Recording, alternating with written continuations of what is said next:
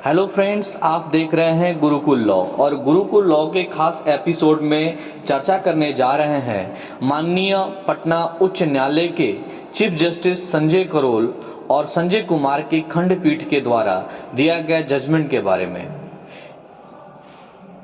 जैसा कि हम सभी जानते हैं कि बिहार में आगामी 10 अक्टूबर और 20 अक्टूबर को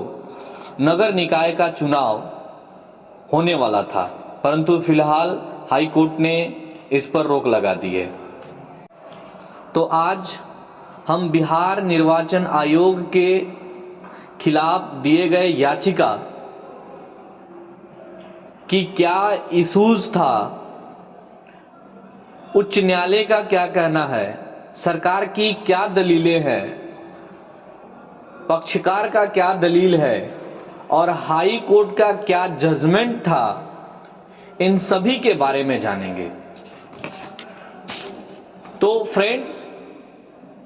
मेन इश्यूज यही था कि बिहार निर्वाचन आयोग ने बिना ट्रिपल टेस्ट कराए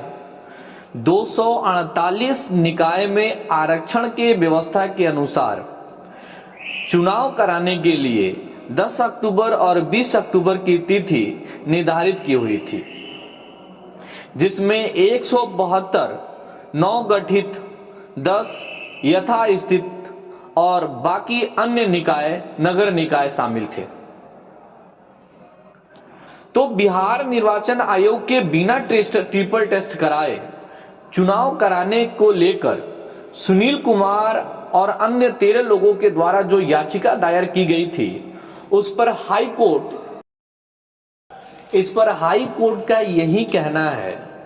कि बिहार सरकार व राज्य चुनाव आयोग ने माननीय उच्चतम न्यायालय अर्थात सुप्रीम कोर्ट के आदेशों का उल्लंघन किया है और राज्य चुनाव आयोग ने अपने कार्यों को स्वतंत्र रूप से निर्वहन नहीं किया है। अब इस सुनील कुमार एंड अदर्स के जो सिविल रीट थे, उस रीट में पक्षकार के जो पक्ष था उसको वरिष्ठ अधिवक्ता मिसेस मीनाक्षी अरोरा, श्री वाईवी गिरी और अदर्स माननीय अधिवक्ताओं के द्वारा रखा गया था, जिसमें पहली बात यही कहा गया था कि जो पॉलिटिकल बैकवर्डनेस को आइडेंटिफाई किया जाता है, उसके आइडेंटिफिकेशन के लिए एक कमीशन अपॉइंट की जाती है और कमीशन एम्पिरिकल डाटा तैयार करती है, तब जाके ओबीसी कैटेगरी के सीट को रिजर्व किया जाता है, जबकि बिहार सरकार और राज्य निर्वाचन आयोग ने ऐसा नहीं किया। दूसरी बातें ये की गई थी कि जो आरक्षण में जो सीट को रिजर्व किया गया था, उससे अत्यधिक सीट हो जा रहे थे। तीसरी बात यह कहा गया था कि राज्य सरकार जो पॉलिटिकल बैकवर्डनेस को आइडेंटिफाई करती है, वो बात अलग है और पूरे ओबीसी के लोगों को इस आधार पर रिजर्वेशन दे देना, ये बातें अलग है। चौथी बातें ये कहा गया था कि जो उप मुख्य पार्षद के जो पद रिजर्व किए गए हैं, अर्थात जो सीट रिजर्व किए गए हैं, उसमें ओबीसी कैटेगरी का सीट 20% से अधिक है, परंतु एज पर लॉ 20% होना चाहिए।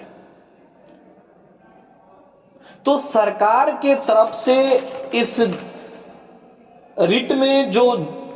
दलील पेश की गई थी, वो महाअधिवक्ता ललित किशोर के साथ सुप्रीम कोर्ट के वरिष्ठ अधिवक्ता विकास सिंह ने रखा और बिहार सरकार ने कोर्ट में यही कहा कि चुनाव कराने का जो फैसला है वो सही है। साथ ही साथ बिहार सरकार के द्वारा विभिन्न कॉन्स्टिट्यूशनल अमेंडमेंट और विभिन्न तरह के केस लॉ को पुट अप किए गए थे, अर्थात रखे गए थे। उन सभी बातों को सुनने के बाद हाई कोर्ट ने अपने जजमेंट में यही कहा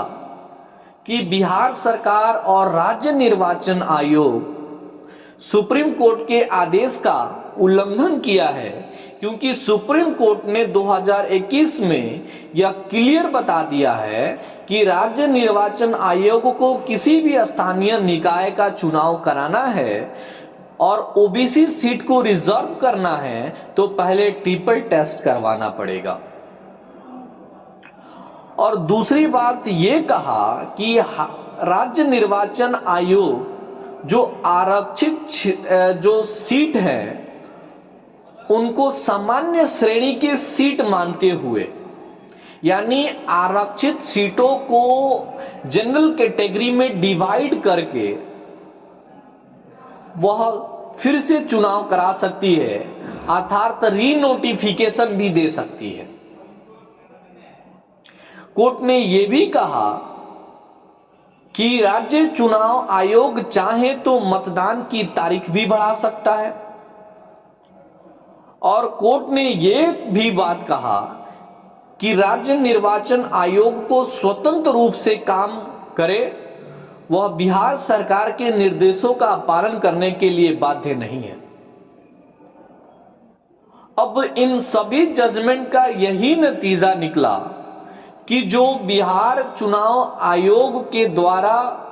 जो नगर निकाय का आगामी 10 अक्टूबर और 20 अक्टूबर को जो चुनाव होना था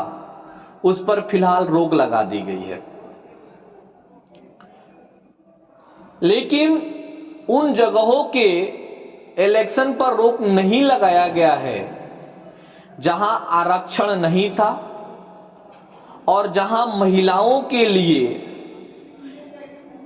सीट को रिजर्व कर दी गई थी, अर्थात इन जगहों पे इलेक्शन नहीं